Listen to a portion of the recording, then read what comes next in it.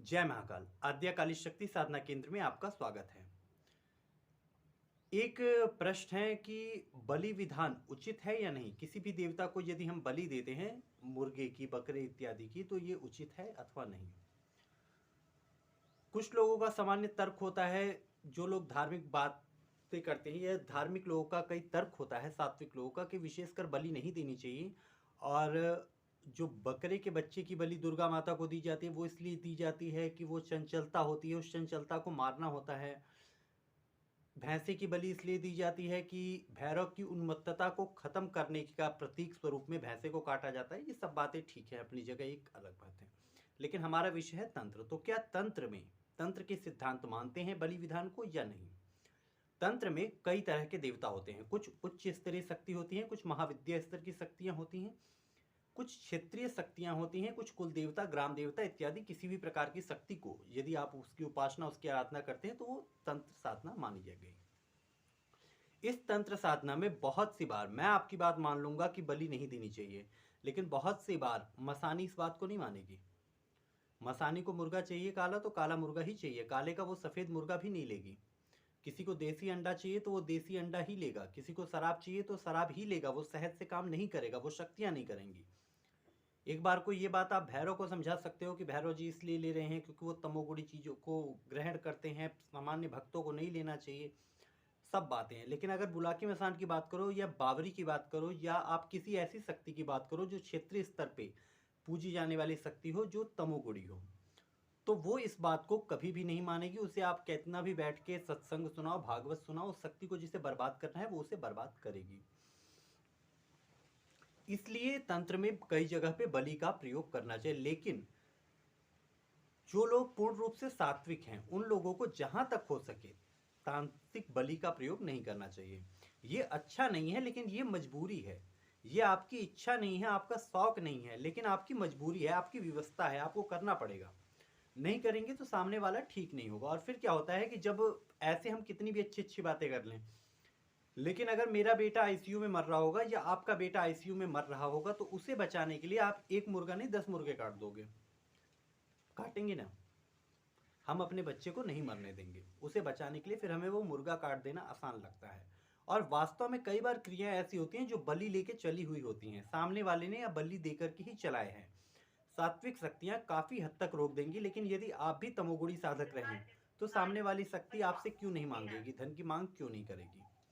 और वो आपसे उस भोग को मांगेगी, उस क्रियाओं को करेगी, और आपका भोग लिए बिना वो आपके किसी भी कार्य को नहीं करेगी। काले मुर्गे का अगर उतारा आप करें, विशेषकर बलि कब दी जाती है? अमावस्या पे, होली दिवाली पे, अपने तमुगुड़ी देवताओं को, शमशानेश को, या फिर साधना के अंतर्गत बलि विधान कई साधनाओं में क्रिया पूरी होने के उपरांत दी जाती है। तो जब क्रिया पूरी होने के उपरांत आप दे रहे हैं, तो वो शौक नहीं है आपका। शौक आपका वो है कि आपने कभी चिकन बाजार से ले आए, बना के खा लिया, ये आपका शौक हो सकता है। लेकिन आप पूरी प्लानिंग के साथ होली के दिन दिवाली पे जा रहे हैं, और रात में बैठ के अपने हाथ से काट के आप बलि दे रहे हैं, या बकरे की कलेजी लेके तैयार। अगर आप कलेजी नहीं देते, मुर्गा आप नहीं, बकरा आप नहीं काट रहे हैं, उसकी कलेजी कोई ना कोई तो खरीद के ले ही जाएगा।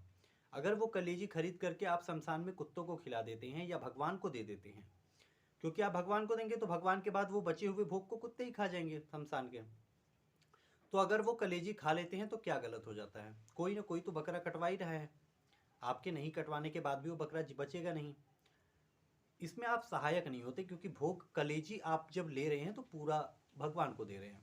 कलेजी तो ऐसा नहीं है कि हम थोड़ा सा काट के खा लेते हैं, बाकी चढ़ा देते हैं। कलेजी तो अगर बकरे की कलेजी है तो पूरी, बिना चाकू लगी हुई पूरी कलेजी साबुत भैरव को चली जाती है।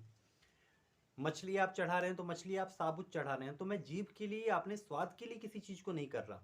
बस ये जरूरी है। क्रिया मांग करती है तो आपको मछली मांग रही है, आप मछली दीजिए। मुर्गा मांग रही है, मुर्गा दीजिए, लेकिन अपनी वृत्ति के अनुसार, अपने कुल के देवता के अनुसार, उसके विपरीत जाके नहीं। आपके कुल के देवता पूरे सात्विक हैं, आप ब्राह्मण हैं, ब्रह्म है आपके घर में पूछते हैं, ऐसी स्थिति में अगर आप तामसिक क्रियाएं करते हैं तो ये आपको नुकसान देंगी।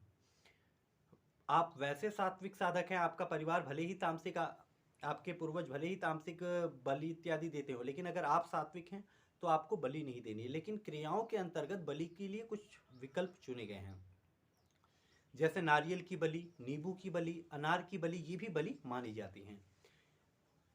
इसके अलावा मरघट चिंतामणि का प्रयोग करके आप उसे प्राण प्रतिष्ठित कर सकते हैं आप।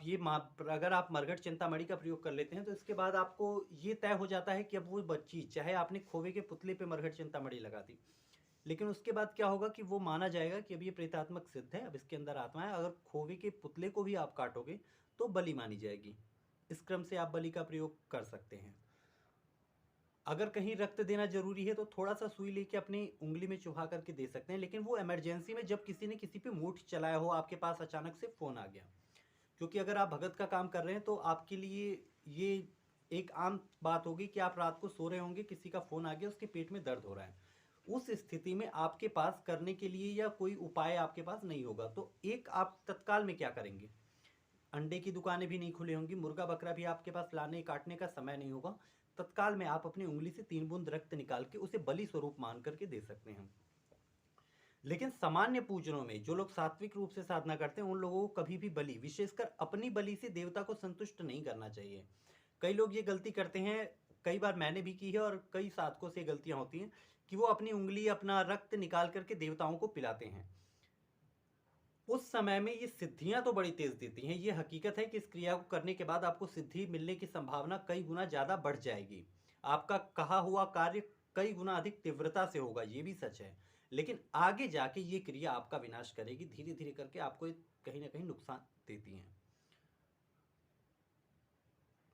इन बातों को समझते हुए सही निर्णय आप स्वयं लें, क्योंकि वास्तव में हम वही करते हैं जो हमें करना होता है। हम किसी के कहने या किसी के बताने से हमारे ऊपर कोई प्रभाव नहीं पड़ता। हमें जो अच्छा लगता है हम उसी चीज़ को करते हैं। तो आप भी स्वतंत्र हैं, आपको जो अच्छा लगता है आप उसे कर सकते हैं। जय महाकाल।